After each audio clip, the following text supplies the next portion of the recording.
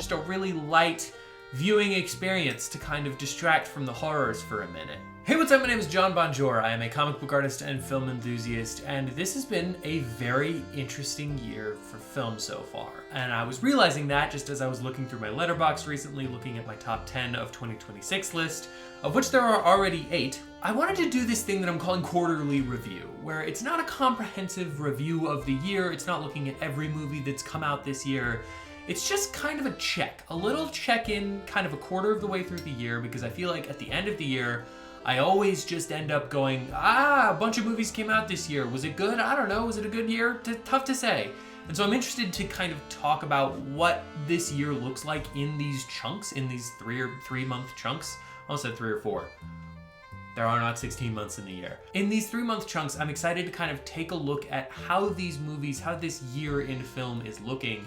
Taking a look forward, a look back, just kind of checking in on the year. Oh, and also this is not gonna be literally anything real. I just wanna make that clear.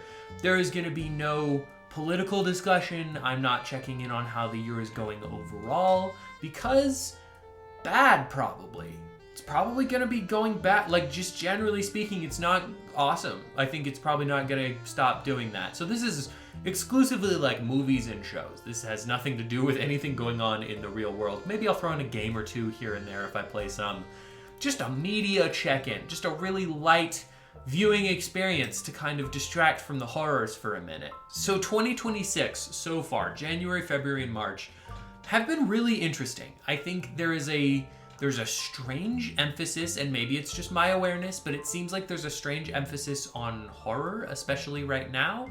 And it seems like that's just gonna continue throughout the year. This seems like just a hell of a year for horror. Starting with 28 years later, The Bone Temple, which came out in January or February, either way, crazy. This is a movie that honestly deserves a summer time slot. If not that, then a November, December time slot. I think they wanted to do it in this way that was like, oh, well, it was 28 weeks after the original one, or the last one, which I think is really fun, but also I think it kind of had a detrimental effect on the movie, which is a real shame because that movie rips. That movie is absolutely straight up bona fide radical. I think in a lot of ways people saw it 28 years later and they were like, oh, did they re-release that? Interesting, I thought that just came out. And it's like, it's the sequel to a very successful, very widely talked about movie, and not a lot of people seem to have seen it or be talking about it. This isn't a review of 28 years later, but it's an interesting thing to check in on. In the same way, we got some very experimental films. We got Undertone. I just watched The Hunting of Matthew Nichols, which was not a good movie, but it's an interesting movie, and it's a different kind of thing than what we've gotten in the recent years. There's Iron Lung, and these are not all great movies. In fact, I actually didn't really like any of those 3 movies, but it's interesting to see this kind of mid-budget horror. People are taking swings at horror movies again, and I think that's really fun. I think that's been happening for the last several years, but 2026 has some really interesting kind of things, and later in the year we've got some very exciting opportunities for that to really take off. Like, I think The Mummy looks really good. Lee Cronin's Mummy looks incredible. I'm really excited for the next Evil Dead movie. Zach Cregger has a movie coming out this year. So far, Marvel has only released 1 1/9 of a thing. Wonder Man, also very different, also very good. I think we're kind of breaking through this idea that you just set it and forget it, a style and genre. You actually have to put like work and creativity into these kinds of things, and to me, Wonder Man is a flagship version of that thing. It's a show set in the Marvel Universe that has very little to do with the Marvel Universe and really very little to do with superheroes, but it's just a fun character comedy drama that I think is wonderful. I think it's a great time. Is it like essential Marvel viewing? No, but does that really matter? Like, are we watching things just so that we can get the story, or are we watching things because they're good and fun? Speaking of weird horror also, which we were earlier, I forgot about this, we had Send Help, Sam Raimi's new movie, and Good Luck Have Fun Don't Die, Gore Verbinski's new movie.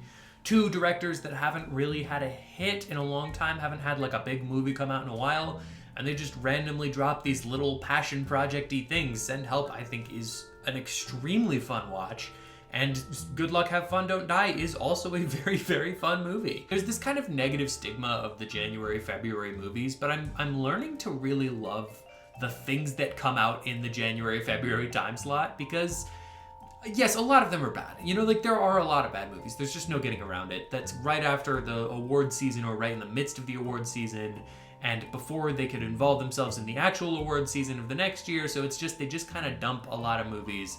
But some of the time, the things that they dump are really fun. Like they're very interesting, weird projects. Like if you're complaining about not getting new, unique, different ideas, January and February is kind of your time to try out some things, and I think Good Luck, Have Fun, Don't Die is a great example of that. A movie that is very fun and very strange and probably wouldn't be released in the summer because it just doesn't have that same mass appeal, and it's fun to see that in this year. Granted, we had a lot of things. We had Scream 7 come out, which is poop. It sucks. We've had some okay to bad movies this year. We've had some very bad movies. But it's interesting to kind of check in and look at like, okay, generally speaking, January and February, not misses. Not the big heavy hitters that the summer is gonna be, but not misses at all. I also would like to highlight my favorite movie of the year so far, which is Nirvana the Band, the Show, the movie. Technically, did it come out last year in some regions? Sure, but I'm considering this a 2026 movie because I wanna talk about it for the rest of time. And this movie is so funny. It's out on digital right now. It is $20 and it is well worth the $20. I have now spent, let's say, significantly more than $20 on that movie. Really, really fun movie. And I think another example of this kind of strange project that you're like, where did this come from? And that seems to kind of be the year, I guess, is so far, where did this come from? Like this, the Ready or Not 2, Here I Come. A movie that I was like, why are we doing a sequel to? And it comes out, and it's really fun. Gore Verbinski's Good Luck, Have Fun, Don't Die. Where did that come from? Where did Hoppers come from? Why was that not marketed more? Because it's an adorable movie that I really, really love. So that's our year so far. In terms of movies, I think this is a solid start. We're just starting to get our traction. Literally this week we have the Mario movie, which is gonna make $3 trillion.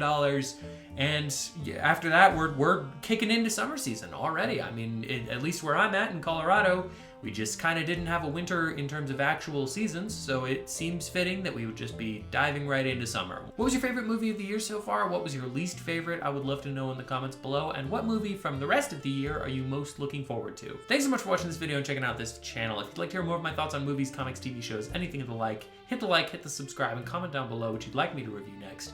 Also, if you like this idea of the quarterly review thing, let me know. I would love to know if this is worth doing.